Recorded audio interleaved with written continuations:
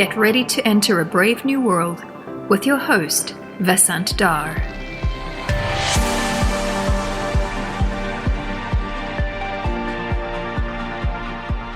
I've had the privilege of being in the field of artificial intelligence since the early 80s. Back then, if you told me that in 40 years we'd be able to talk to machines in English and get back semi-intelligent answers to open-ended questions, I would have told you that you were smoking something. We've come a long way since then. The intelligence in machines these days is palpable and perhaps even creepy, and this seems to be just the beginning of an era of truly intelligent machines. Now, it doesn't seem crazy to ask, does AI pose an existential risk to humanity? Indeed, a common view in AI these days is that it's a matter of time before machines do everything humans do and do it better than us. The core question facing us is this: if we create machines that are more intelligent than human beings, how can we possibly expect to retain control over them? In this episode, I'm joined by Stuart Russell, who is professor of computer science at the University of California at Berkeley. Stuart is one of the pioneers and thought leaders in the field of AI, and author of the most widely used textbook in AI. He is also author of a recent book called Human Compatible, which is the primary focus of my discussion with him today. Stuart, welcome to Brave New World. I am delighted to have you on the show.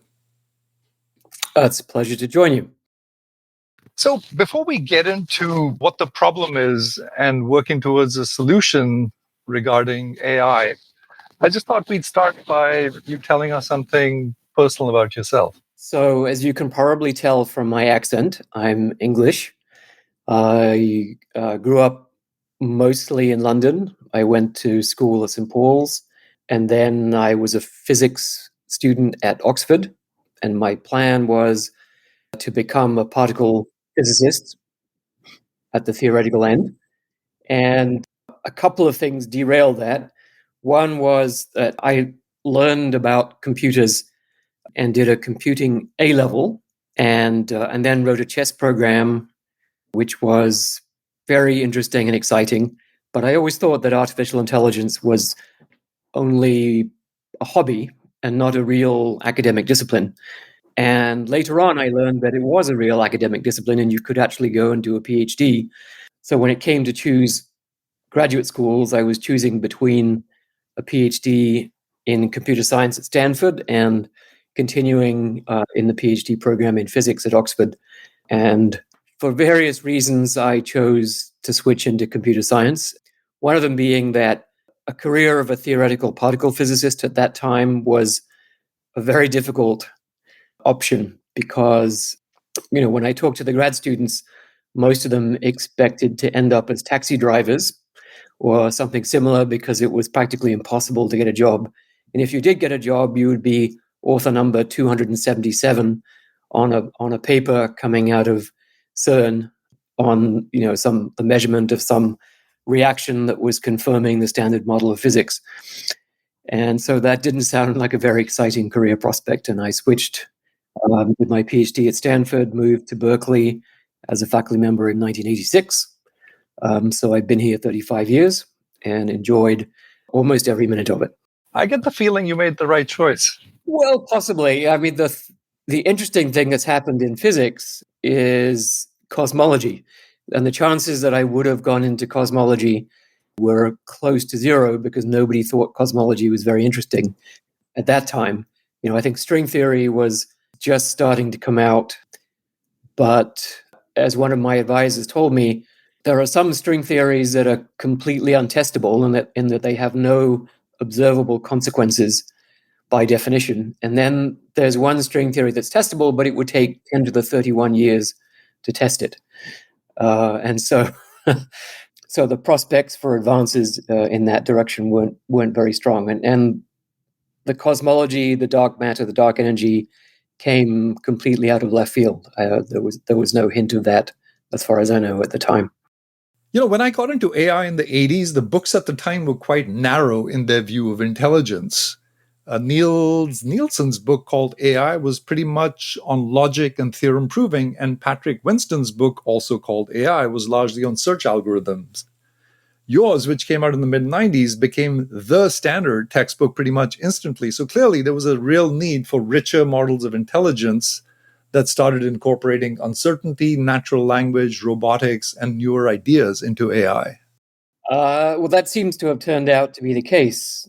And my goal was to write a book that was comprehensive, that, gave coverage and credit to all of the good work that was going on in AI, but try to do it in a way that was integrated in, and that was the style I was used to in physics, that they would take the material and try to present it as a coherent whole.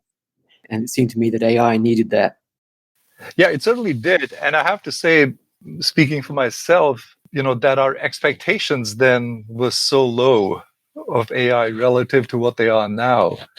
So I just want to start with, why are you optimistic that AI might actually succeed in its objective and solve intelligence? When did you begin to feel that way?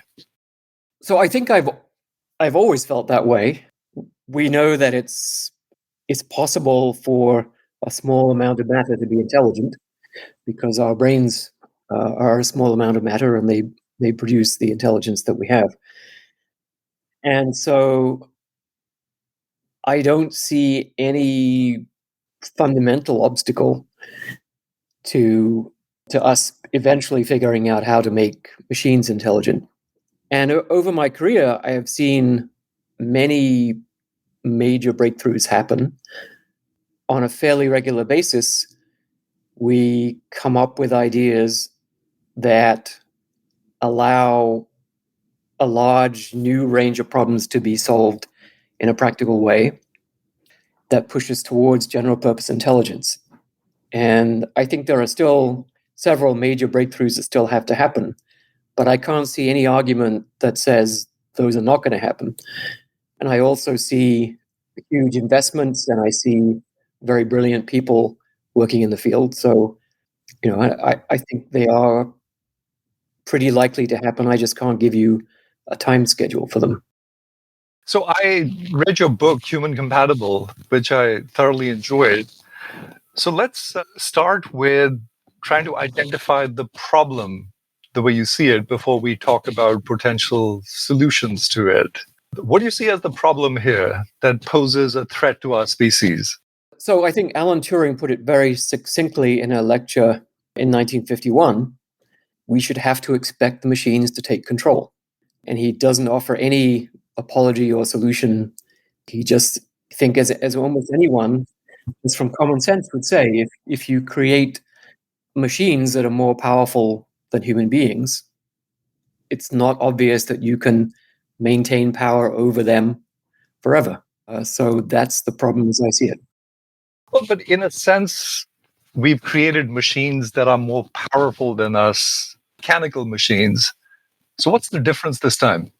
When I say power, I mean it's our intelligence that gives us power over the world. We can reshape the world.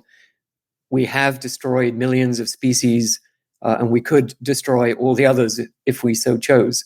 So our mechanical machines don't have that kind of power. But so the power I'm talking about is what is the power that comes from the intelligence, the ability to make decisions, to create technology that allows you to essentially dictate the future state of the world. So let's push a little further into this problem of loss of control over decision making when machines become more intelligent than humans. Your position is that the loss of control over machines arises from limitations of the quote unquote standard model of inquiry that currently drives research and applications in AI. What is the standard model, and what are its limitations or unintended consequences? So the standard model, so that's a phrase I borrowed from physics, where the accepted equations describing the four forces and how they're unified is incredibly powerful and sort of underlies everything else that people do in the field.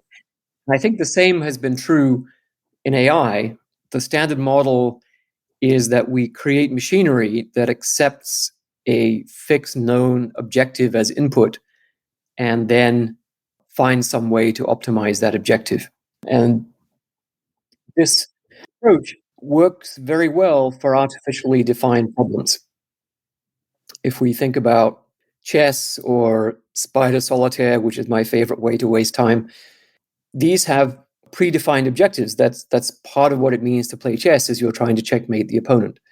If you move into the real world and say, what should the objective be for a self-driving car, for example, it's much, much more difficult to say what that should be. And if you then go on to something like climate engineering or curing cancer, defining the objective is extremely difficult. And what we see over and over again is, in fact, that we make mistakes in defining the objective. We either leave terms out. So, for example, if I simply gave the objective of curing cancer to a machine, one of the fastest ways to cure cancer would be to induce tumors in the whole human population so that you can run more experiments in parallel on different possible cures. And so you've left out part of the objective, which is, in finding a cure for cancer, there's a whole bunch of stuff you can't do. Like, you can't use up the entire GDP of the world. You can't cause cancer during your experiments.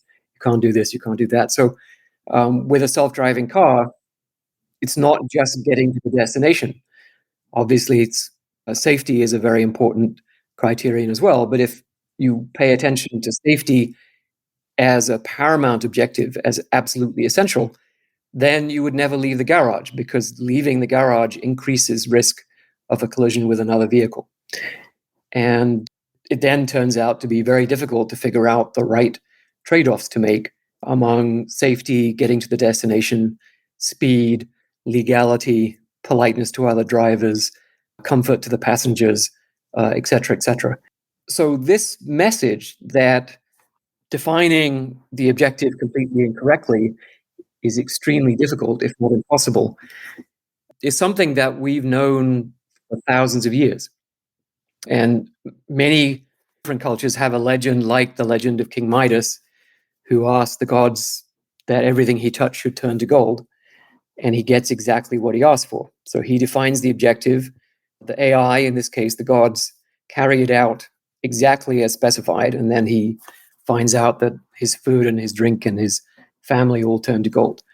So I think if that's going to be inevitable, that we cannot specify objectives completely incorrectly, then we simply cannot continue with the standard model. Because as we create AI systems that are more and more powerful, the consequences get worse and worse.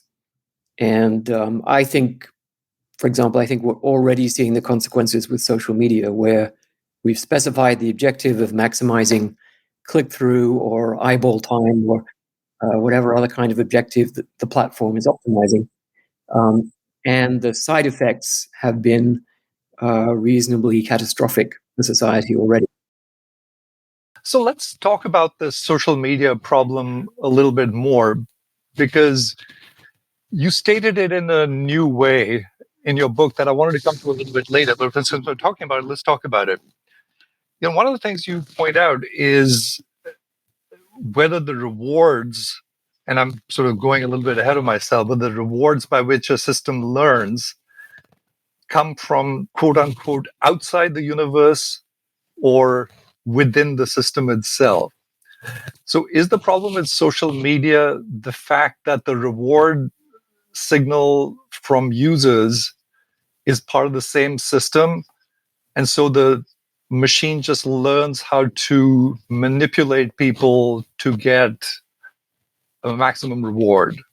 I think that's one way of putting it. In the book, actually, I don't make that direct connection, but I do make both of those points, and I think it's an interesting connection that you're making there. So if the objective is specified to be maximizing the probability that the user clicks on whatever content the system recommends, then you might think, okay, a good solution is to learn what people like and to send it to them. But that's not the best solution. The best solution is actually to change people into a more predictable version of themselves, so that in future there'll be a higher click rate than they would have if they were their current self.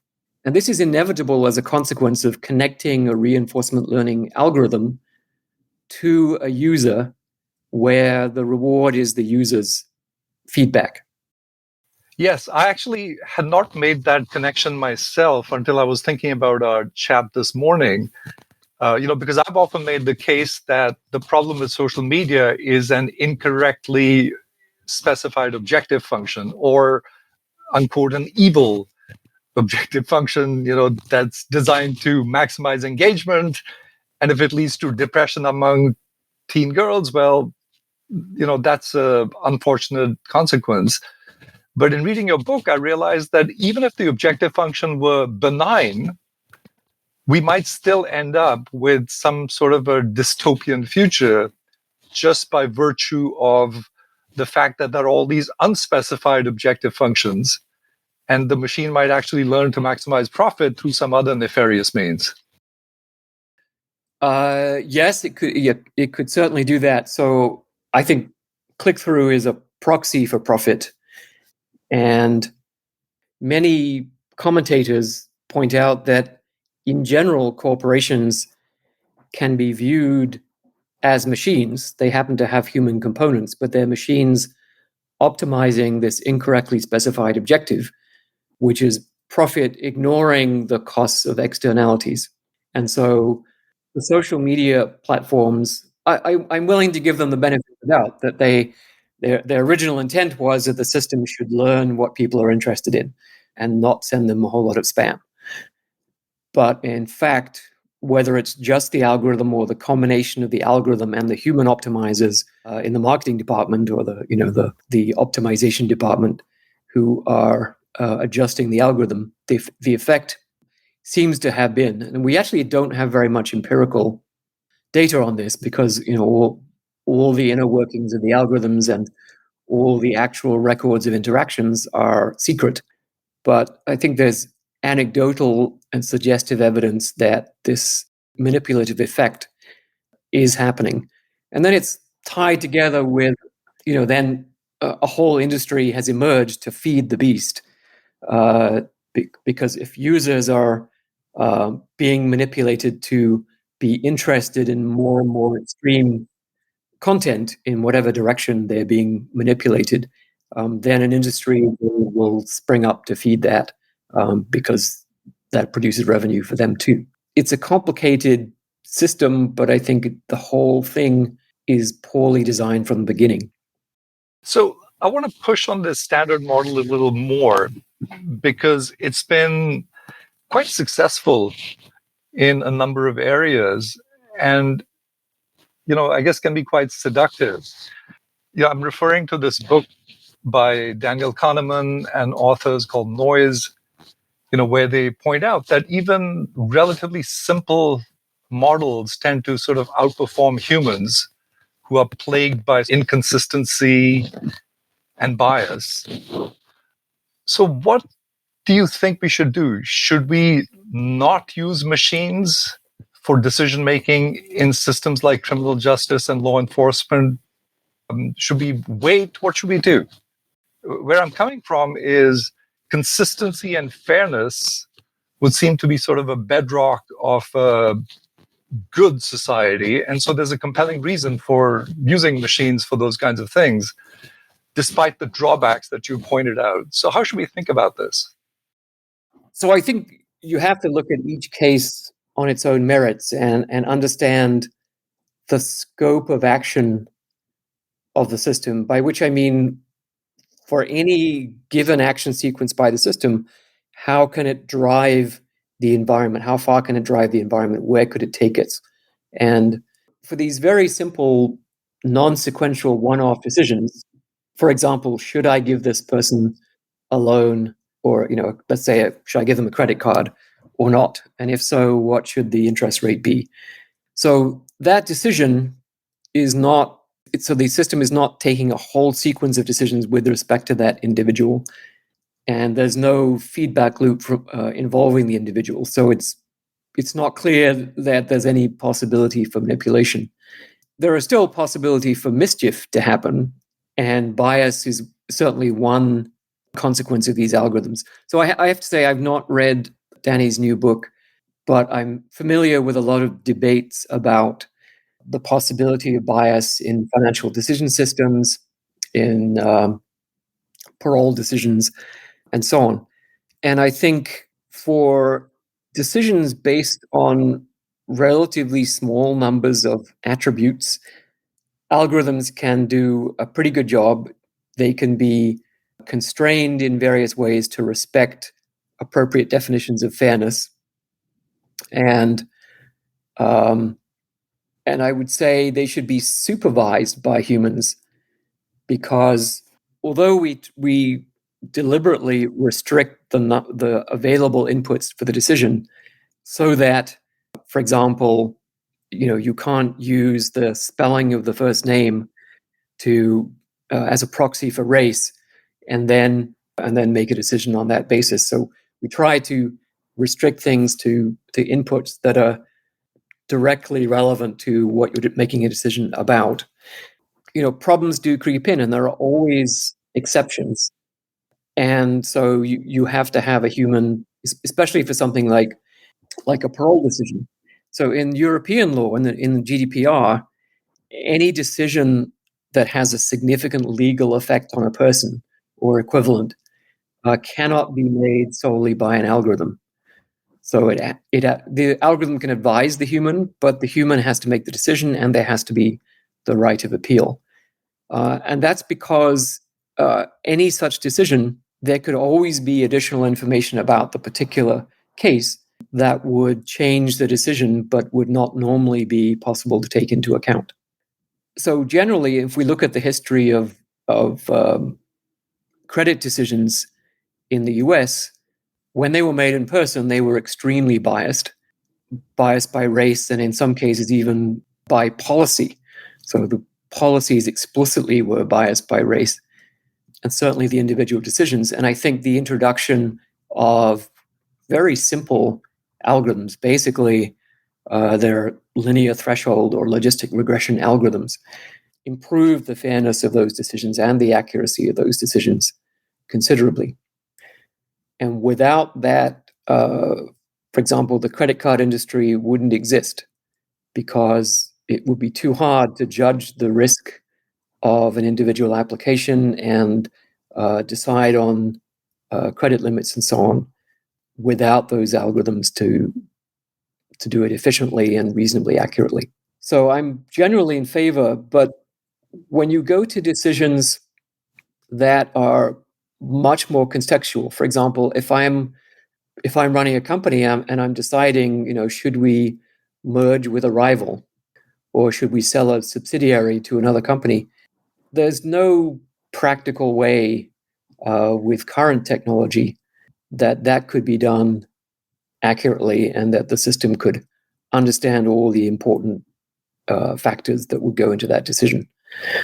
So I think we're far, far away from AI being able to replace humans in these much larger scale, more contextual decisions. So let's go to these larger scale decisions and get a little more sort of existential. I'm going to quote something you said about the control problem. You said the arrival of super intelligent AI is in many ways analogous to the arrival of a superior alien civilization, but much more likely to occur. Perhaps more important, AI, unlike aliens, is something over which we have some say.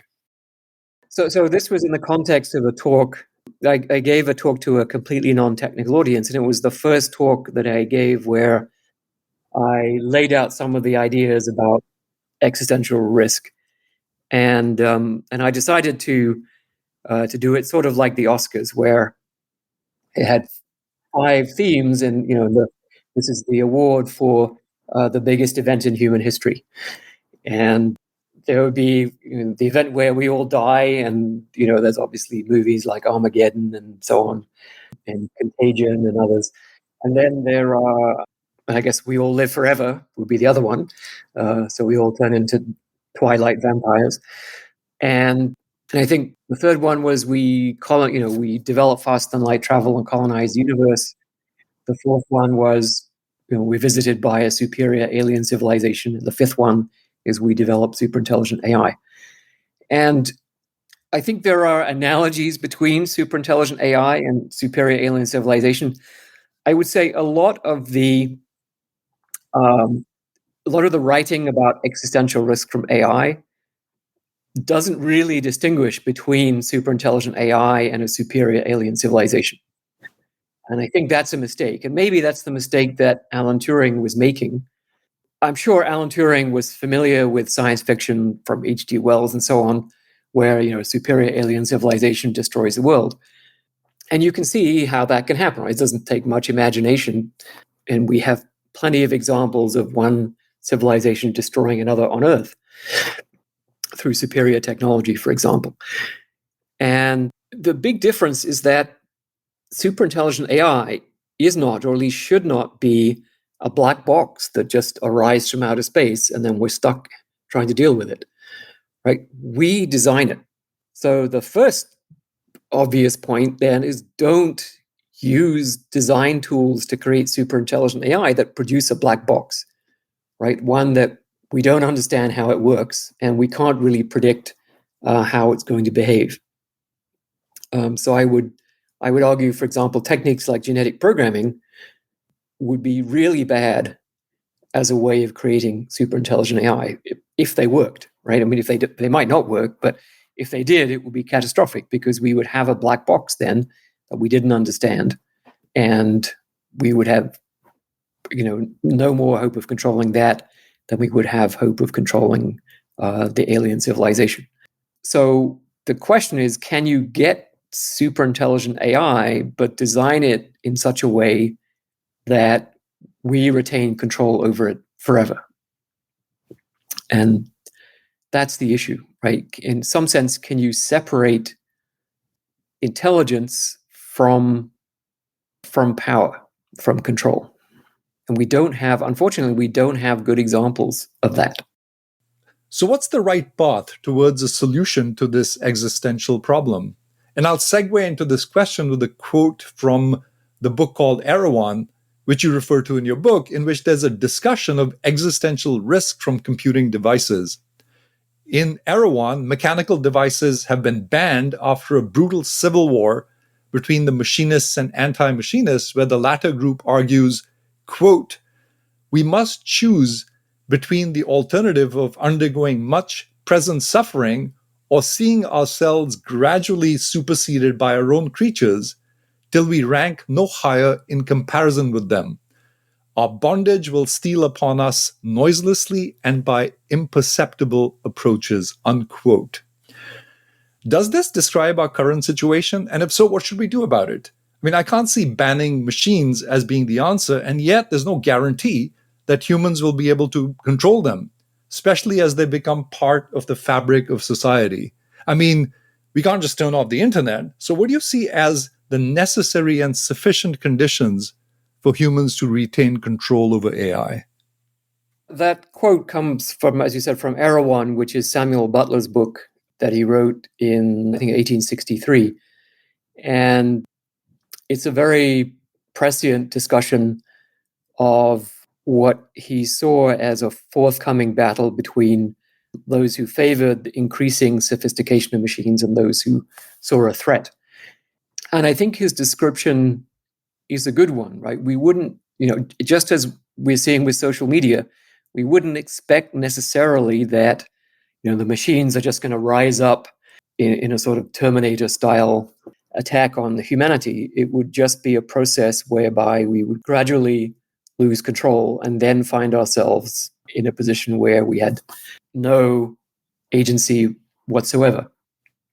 And so if we're going to address that problem, short of doing what happens in Erawan, which is that the anti-machinists win the argument and then they destroy all machines and they live in essentially an agrarian society with no with no mechanical help whatsoever. They seem fairly happy in a weird way, but I don't think that's going to happen in our world. I think the pressure, the economic benefits will continue to increase, and the prize for creating general purpose AI is so enormous.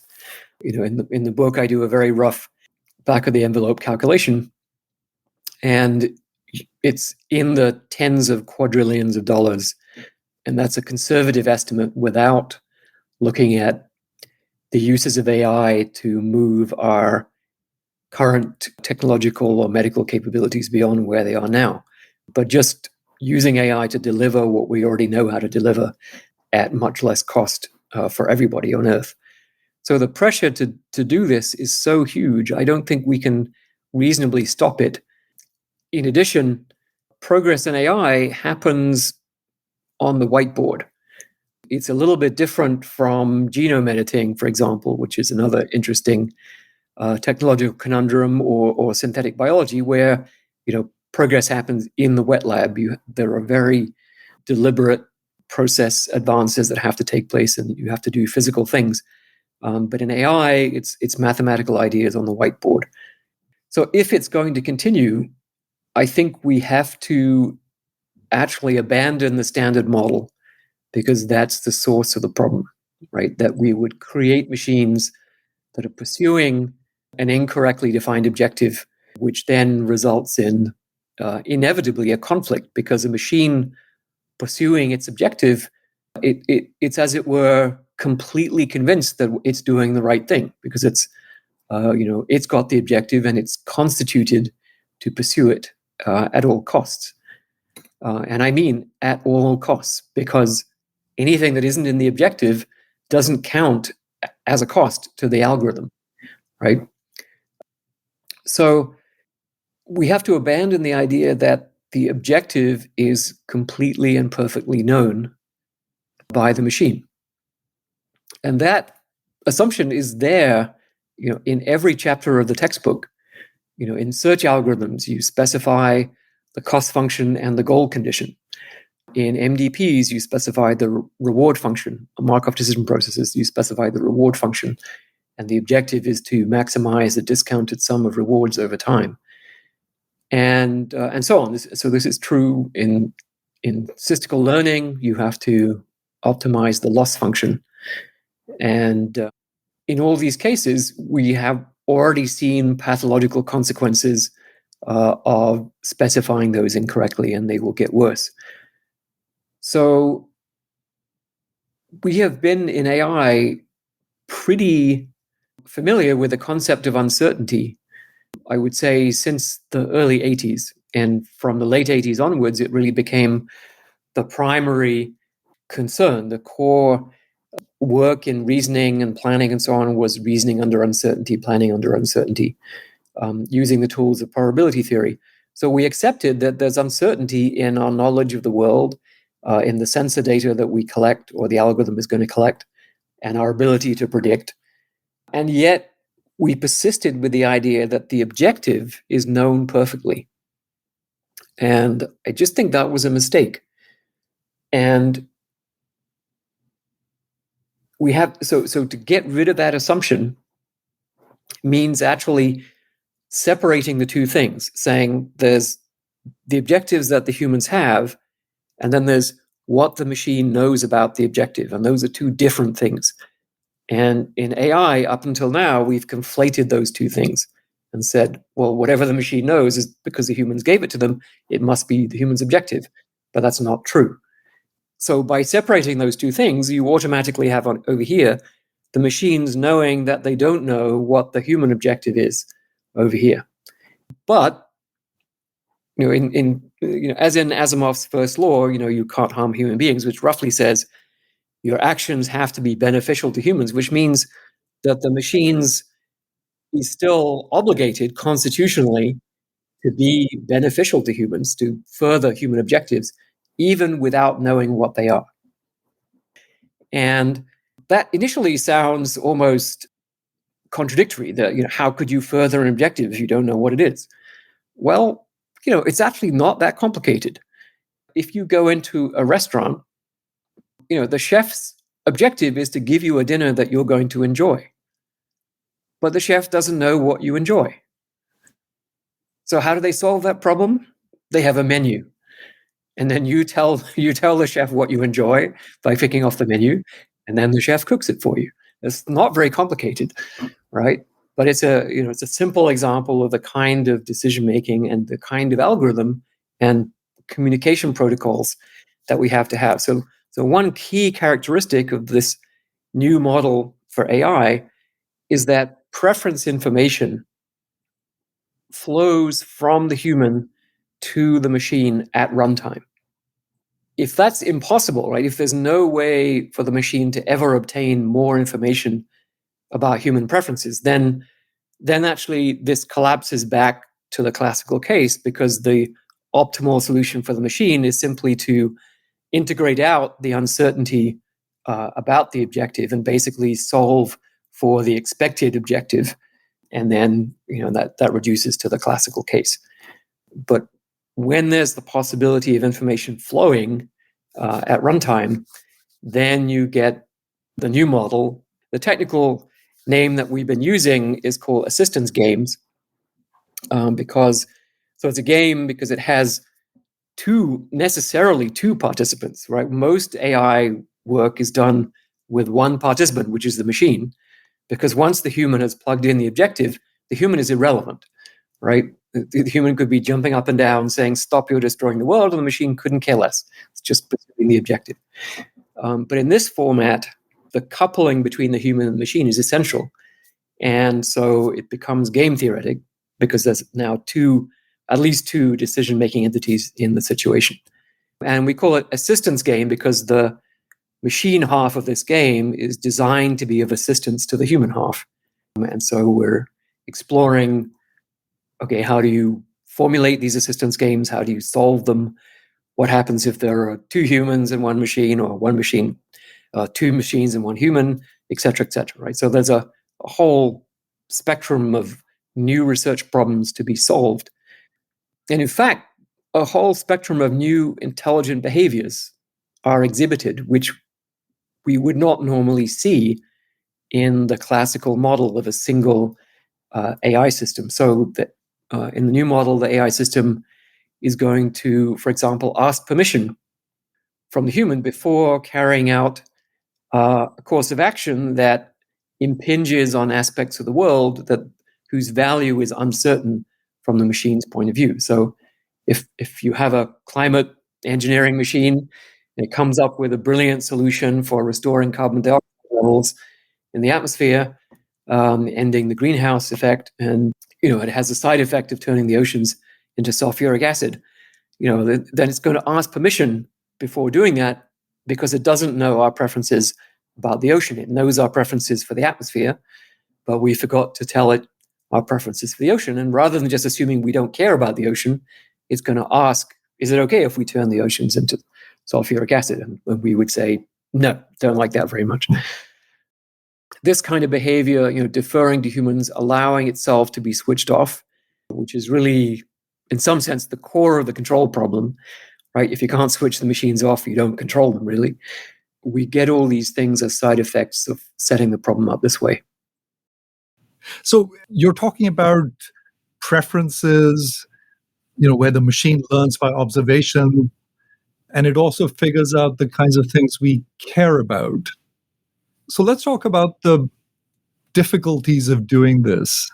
The fact that our preferences are, sometimes we don't even know them, they're inconsistent, they're plastic, and then you have to ask yourself, humanity 2 centuries ago, very different from now. How do we deal with sort of the messiness of human irrationality in all of this? Yeah, so this is clearly one of the most important problems. I mean, I don't think there's any way around it. If we want to build machines that are beneficial to us, we have to understand what that means, and it's us, right? It can't be an idealized version of us. It has to be us.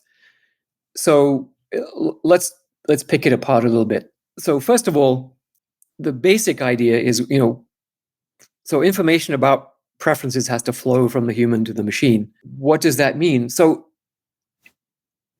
what it means is that humans act, right? The actions that the humans take, our choice behavior, could include things like, asking for a cup of coffee. And in most circumstances, that will be interpreted as conveying some information about my current preferences for the next few minutes. But again, it should not become an absolute goal in the way it would in the classical sense, right? In the old way of doing things, we would set up Stuart has a cup of coffee as the goal, and then we would come up with a plan and carry it out. And if that meant, shoving aside all the other people in Starbucks so that you could get the coffee faster, it would just do that, right? And because we didn't put in all the other parts of the objective. And if it meant paying 23 euros in some fancy Swiss hotel, it would pay the 23 euros. Again, we might be upset. So requests are evidence, and they generally suggest that all other things being equal, we'd rather have a cup of coffee than not. But it doesn't mean that's the only thing that would make us happy.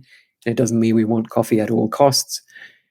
But all kinds of behavior, including all past human behavior, everything in the historical record of human behavior, everything we've ever written is mostly about people doing things and other people being upset or not upset. Back to the earliest, very boring clay tablets, right? I mean, you would hope that the earliest clay tablets would contain the secrets of ancient civilizations, but they're mostly about, Joe trades 5 camels for 6 bushels of corn from Mary and so on. I mean, they're really tedious. But right there, you've got information about the relative value of camels and corn to human beings at that time and place. So preference information is there in vast quantities. If you look at the state of the world as it is now, even if all the humans disappeared, you could look at the state of the world that we have created, and there's a huge quantity of evidence there about what our preferences are. So for example, we put vases up on the mantelpiece. We don't leave them in the middle of the floor because they're precious and we don't want them to get broken, and all kinds of stuff like that. Now, when humans take action, and in the book I give the example of Lee Sedol playing his historic series of games against AlphaGo. So when he's playing those games, in quite a few situations, he made moves that guaranteed that he would lose the game. And if you thought that Lee Sedol was rational, the only conclusion would be that he wanted to lose the game. So for machines to understand human preferences, they have to understand human irrationality, meaning our inability to play perfectly, to act perfectly at all times. So that's a relatively simple situation where, he was able to look ahead a certain amount into the future of the game, but not exhaustively, and so inevitably made mistakes, as the programs do as well. But real life is much, much, much more complicated than Go.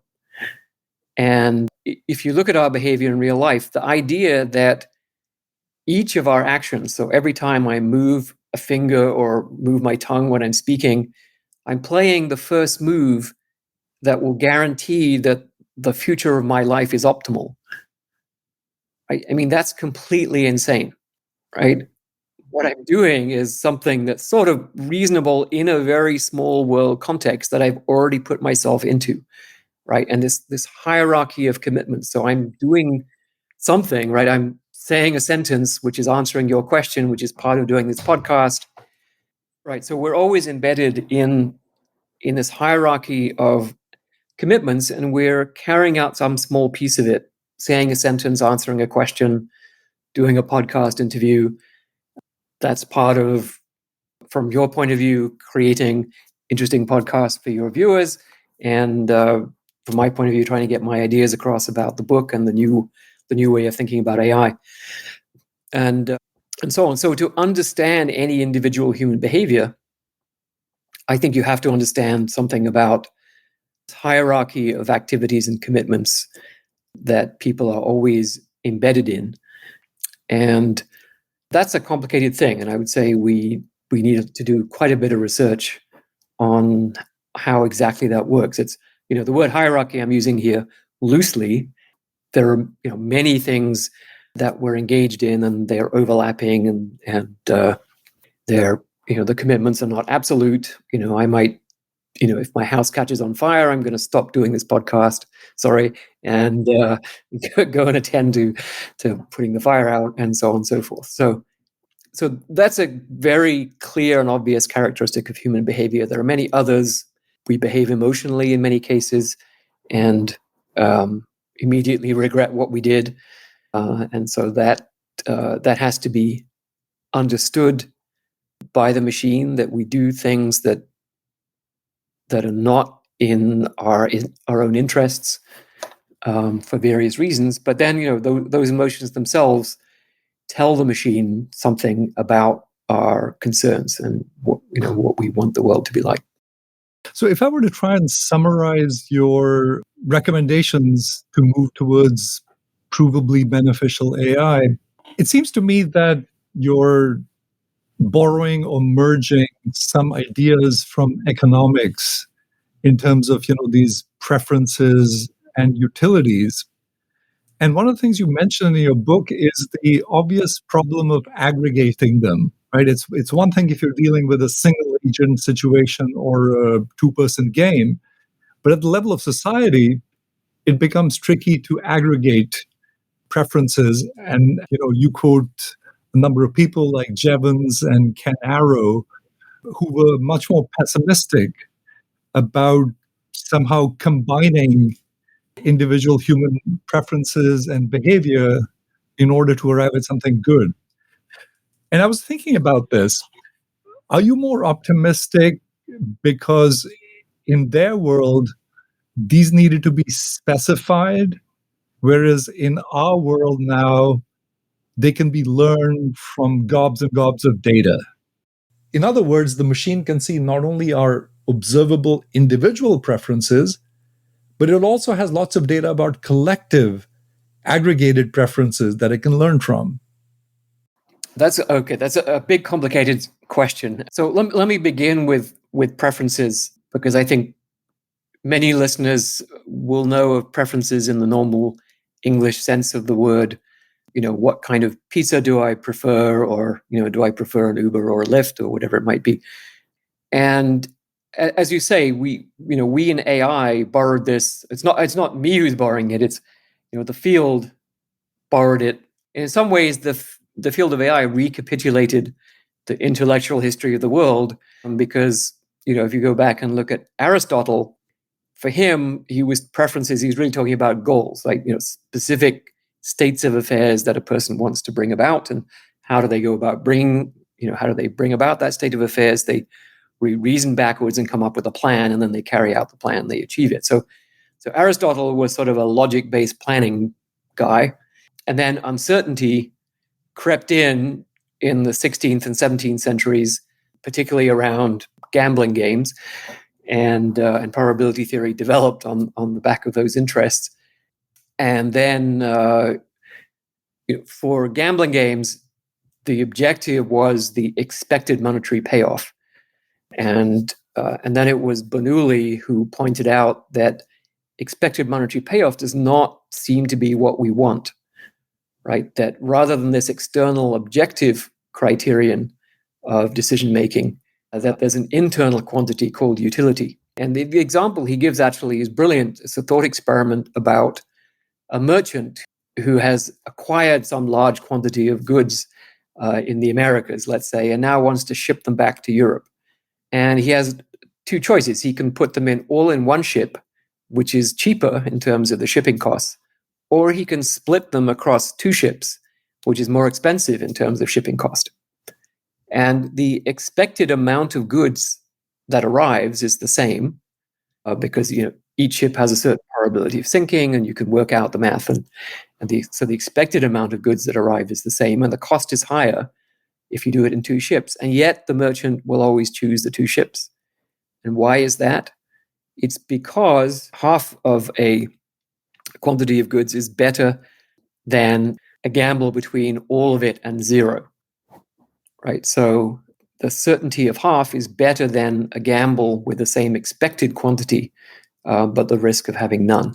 And that shows that, in fact, the internal utility of a given amount of wealth is not linear in the amount of wealth, but in fact, there's decreasing returns to wealth. And he argued, in fact, that it's probably logarithmic.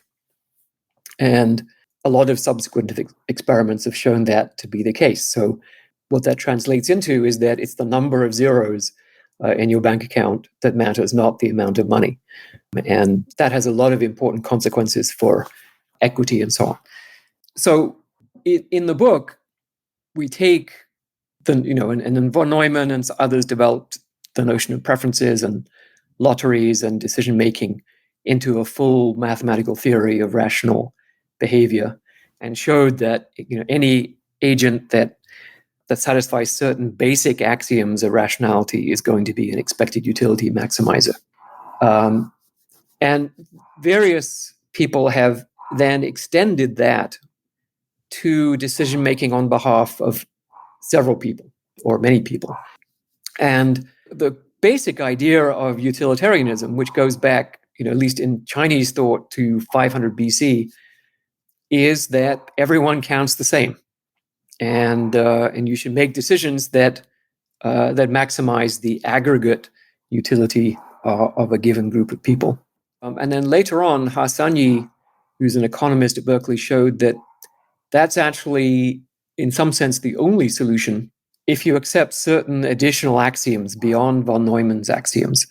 And one of, an example of Harsanyi's additional axioms, if you have two choices and the two choices have exactly the same consequences, except for, so the choice A and choice B, except that in choice B, there's one person who's better off, happier than they would be under A, and everyone else is equally happy, then you should choose choice B, right? It's hard really to argue that you should choose choice A and make that person less happy than they need to be and not benefit anybody else, right? And so utilitarianism follows from a set of axioms like this. And I argue in the book, I'm not saying, this is the solution. I'm saying that it's a good starting point for designing systems that make decisions on behalf of multiple individuals. The question that Jevons and Arrow are raising is that how can you add up two people's utilities if those utilities are on completely incomparable scales? So let me give you an extreme example, which is not what Jevons and Arrow had in mind. Suppose one of the people that you're deciding on behalf of is a person and the other one is a robot, right? Well, what's the utility scale of the robot compared to the human? I think we would say, well, the human scale is this, whether it's from 0 to 1 or whatever, and the robot scale doesn't count at all, right? The idea that the robot is happy or unhappy is meaningless, and we should just simply count them as 0. Well, that's incomparable preferences. And this is the question that Jevons and Arrow are raising, that there's no objective way to put two people's preferences onto a single scale. It might well be that one person feels things to a far greater extent than the other, but their external behavior is the same, as in the case of the robot, right? It doesn't feel things at all, but its external behavior could still be the same. So for Arrow, this becomes an axiom in a sense, right? And says, we are only interested in economic policies that we can derive without any trade-offs between individuals. So this is what's called Pareto optimal decisions. So a decision that makes one person better off without changing the other's situation is okay. But anything that involves trade-offs, such as taxation, is disallowed, right? So you can see the obvious ideological connection here. And so redistribution is completely unjustifiable in this situation. But does anyone really believe this? And I think the example I give in the book is, so Arrow is arguing that, if Jeff Bezos has to wait 1 microsecond longer for his private jet to arrive, that loss of utility for Jeff Bezos is incomparable to the suffering of a parent watching their child die of starvation over several months, right? And you can't weigh up one against the other. You can't argue that Jeff Bezos will just have to wait a microsecond so that we can feed the child. Absolutely not. Sorry. It might be that Jeff is suffering so much more than the parent, and we shouldn't make this trade-off. I mean, no one believes that. It's just complete nonsense. And yet it's the axiomatic basis for a good chunk of American economics. So I think a reasonable point is to say, yes, there could be significant differences in the utility scales of individuals. In fact, I think there are significant differences in the utility scales of my children, right? They're all very different, and some of them seem to have a more expanded utility scale than others, right? But the difference is, they're not 12 orders of magnitude different.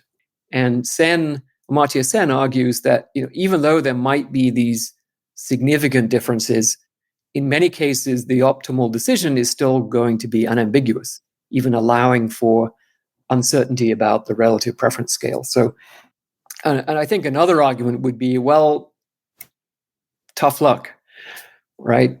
Yes, this person may have a very equable disposition, that they're not too upset if it rains and they're not too happy if it's sunny, but that's not their fault, and we should still pay attention to their preferences just as much as we pay attention to someone who's much more febrile and gets really upset when it rains and really happy when it's sunny. But we should treat them equally. So either of those views is acceptable to me. I also think that there is an empirical fact of the matter about whether one person is feeling more intensely or less intensely about a given stimulus. And we could imagine exploring that with neuroscientific techniques with fMRI. And if two people's fMRI recordings with respect to a given stimulus seem pretty much identical, right? We could imagine doing these experiments with reference stimuli and so on and so forth. So the amount of neural excitation produced by the stimulus is the same, then it's reasonable to say that they're roughly feeling the same degree of happiness or unhappiness about the stimulus. So I'm far less pessimistic than Jevons about this question. I realized that question was quite a loaded one, so thanks for taking the time to unpack it.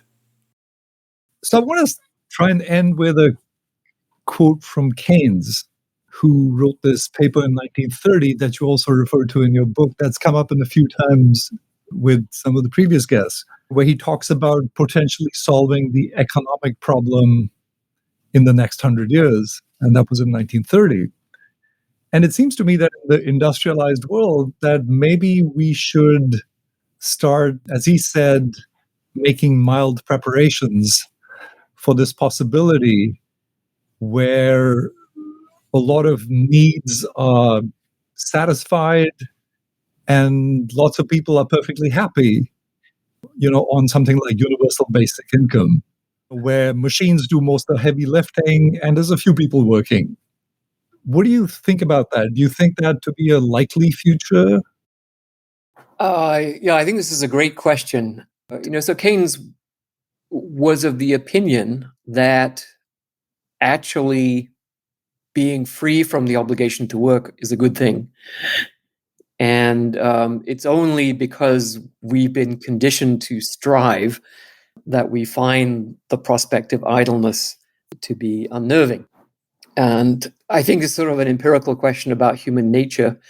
And we can point to various sort of natural experiments, the British and French aristocracies in the 18th century, people who are unemployed in affluent societies where they get perfectly reasonable unemployment benefits and don't suffer economic anxiety. But I think these natural experiments just don't resemble in any way what it would be like in a world where AI is basically doing everything that we currently call work, or almost everything. And I think one of the things, I mean, again, this is sort of my apocryphal just so story about, the British aristocracy and their kids. If you're brought up in an environment where, all your needs are met and there's no need for you to work because you have vast land holdings that generate revenue, you have estate managers who look after everything, and, your job is to be better dressed than your fellow aristocrats and have a bigger house and throw more glamorous parties. I think that doesn't lead to people who are capable of leading purposeful lives and have self-discipline and so on. I mean, it became a cliche that the second generation would squander all the wealth and be ne'er-do-wells. And so they had to find an alternative way to build character in their offspring, which turned into the brutal British boarding school. I went to one of those, by the way. Yeah, me too. Well, it wasn't too brutal, but I did go through British boarding school. But cold showers and morning runs in the sleet and rugby and so on. They really did think of it as character building, and perhaps there's all kinds of other ways you could explain that. But I feel that we don't get what we think of as an admirable human character and disposition from nothing, right? It's part of growing up in a culture that values capability, self-discipline, selflessness, etc., etc. And there's no guarantee that if you just took away, 3/4 of the structures that create human character and just leave everyone to their own devices, that things will turn out well. And a lot of commentators say, "Oh, I'm retired and I live a purposeful, constructive life, and I enjoy my life, and my neighbors do." But these are all people who grew up, in our highly disciplined school system and had careers where they worked really hard and were financially successful, and they have a lot of achievements to look back on. And they're not good evidence that someone who didn't go to school at all, because there's no point in learning anything. We don't need to teach people anymore because our civilization will run itself. We don't need to teach the next generation of human beings about our civilization because it's now the machines who are taking care of it. So, the big part of the incentive for us to teach and for kids to learn goes away. And, there won't be careers in which people can learn to cooperate with each other and and build things and so on. So it seems to me as mild preparations is an understatement.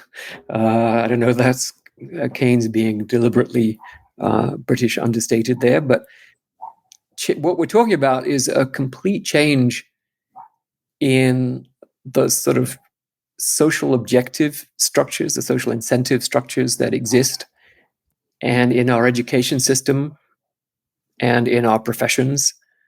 And that takes time. I often remind people it took Oxford University 125 years to agree to have a degree in geography, by which time geography was almost completely obsolete.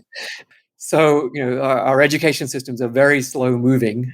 Some schools are still, using methods of teaching reading that have been proven not to work, for the last 50 years, and they're still using them. So things change very slowly.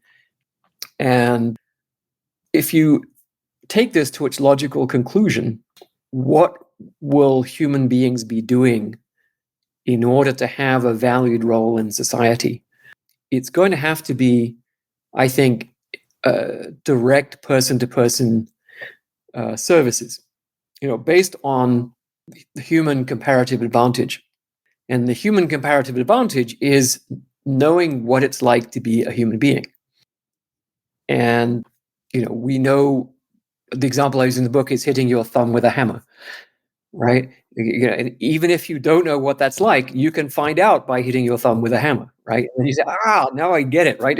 It's a very specific kind of pain, right? When it's hitting the thumbnail with the hammer it's characteristic.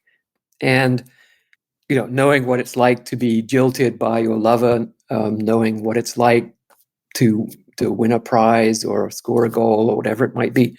So these kinds of interpersonal services, which can be incredibly valuable, a tutor or a coach or a companion or a friend or a voice teacher or any number of these interpersonal services, even interior designer or decorator. These are at the moment mostly informal, not based on science.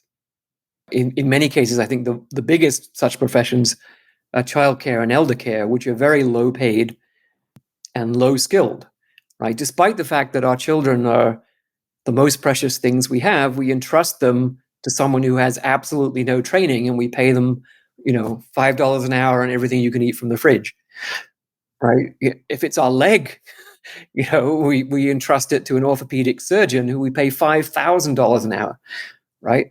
Why is that?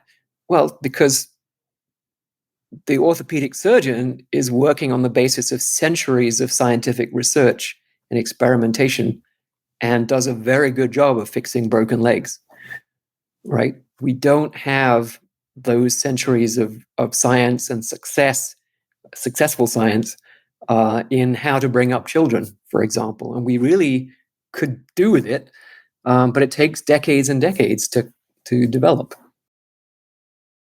Well said. So I guess the one last question I'd ask you, and you probably get this a lot, how would you advise young people to position themselves for this brave new world of AI that's emerging, that's other than people who want to be data scientists, which you say is a relatively small boat? How should people really be thinking about this? Yeah, a small lifeboat for a giant cruise ship. I think some governments imagine we'll just retrain everyone to be data scientists, but the idea that the world needs 3 or 4 billion data scientists is completely bonkers. I think actually, this is almost counterintuitive, and some journalists have asked me, why am I, arguing against STEM education? So I'm not arguing against STEM education because I think it's a good discipline, and what I'm arguing is that the humanities are much more important than we have been thinking, but they need to become more like the sciences, more concerned with tangible outcomes for people, and more based on truth, rather than, I would say, a cynic might argue that many branches of the humanities these days are more based on your ability to defeat your opponents verbally, and not so much based on the truth of what you have to say. This reminds me of an earlier conversation I had with Michael Roth, who's the president of Wesleyan University. And I asked him sort of informally on the side, not during the pod, whether people in the humanities should be learning how to talk to machines, because a lot of the evidence that they look at is archival, textual, and yet a lot of the analysis in the humanities fails to take into account or fails to use the power that's developing these days through machines. So I guess if I were in the humanities, that's sort of, I guess I'd be thinking about these new tools. By coincidence, Michael used to live around the corner from us here in Berkeley. And small world. Before he went off to Wesleyan. So, yeah. But I think he's right. I think, one of the characteristics of science, and that's made it so successful, is evidence and prediction, taking into account all the information you have and being hard on yourself, saying, okay, if I was right, then I should see such and such in the data, and let me go and look, right? We don't see that very much in the humanities.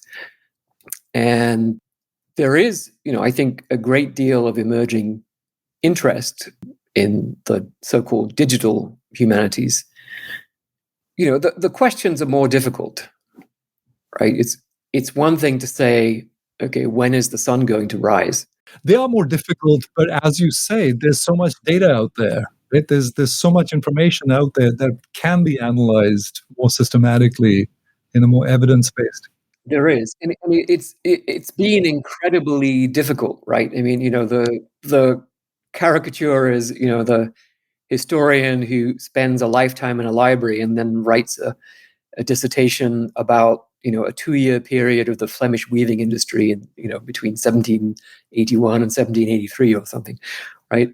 And I think one of the characteristics of AI systems that's not really there yet, but I think it could be, is the ability to trawl through vast quantities of information and to integrate it.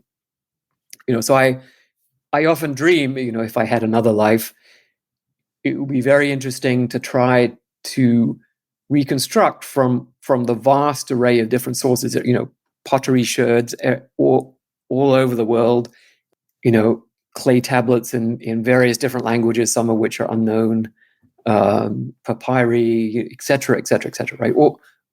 All these things, and that no one human being has ever looked at all of it, or even a tiny fraction of it. And yet, an AI system could look at all that and try to piece together, because in some sense, there's only one past, and if one should be able to disambiguate a great deal about the past from all this evidence. I think there's still a question of interpretation, right? So it's one thing to know what happened. It's another thing to ask why, in a way that the answers illuminate the present and the future.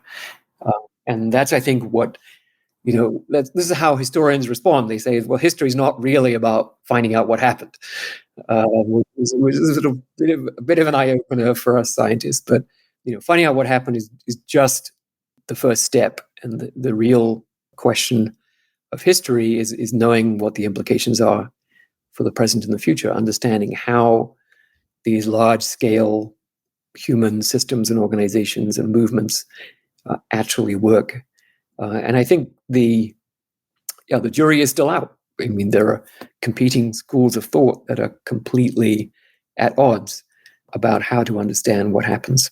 But making some predictions would be one way to go, right? So you would say, okay, here's my theory of this period of history up to this point, and here's what it predicts about the next 10 years. Now let's go and look what happened in the 10 years after that and see if we were right. Right. And then someone else could say, well, I'm going to take your theory and apply it to this other data set, and it's completely wrong. Right. And so become more like what happens in science. Well, Stuart, thank you for your time. It's been really interesting and a fascinating discussion. I thoroughly enjoyed reading your book, and I would highly recommend it to everyone. The one last question I'd end with is, do you get the feeling that more people are getting on this or becoming of this view that we need to take this existential threat of AI more seriously? That's a good question. I think there is some tribalism creeping in, as happened with nuclear power.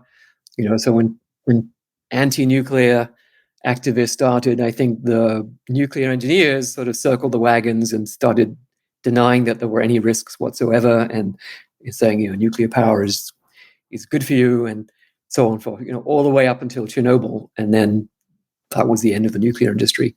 And I hope that's not going to happen in AI. And I think the younger generation in particular is very concerned about the ethical consequences of AI, particularly the bias fairness issue and lethal autonomous weapons. But I think that's fairly weak guide for the typical AI researcher, right? So wagging your finger, right? So the AI researcher gets up in the morning and starts doing their work, right? They might imagine this finger wagging over them saying, oh, make sure your algorithm's not racially biased, right? That's somewhat effective, but what really works is that the AI scientist gets up in the morning and says, I'm going to do good AI today. And what good AI means is AI that's beneficial to the human race. just in the same way that a civil engineer gets up in the morning and says, I'm going to design a good bridge today. And what good means is it doesn't fall down, among other things, right? They don't need a ethicist wagging their finger over them saying, don't forget, it's not supposed to fall down, right? It's just what it means to be a good civil engineer, and that should be what it means to be a good AI researcher or AI developer. And so if the new model turns out to be right, which I think there's some evidence that it is, then we should be doing AI within that paradigm. And naturally, what counts as high quality AI research and development will naturally be beneficial to humans because it's designed that way. Thank you for that, Stuart, and thanks for sharing your time with the world. It's been a pleasure. Thanks. Very, very nice conversation.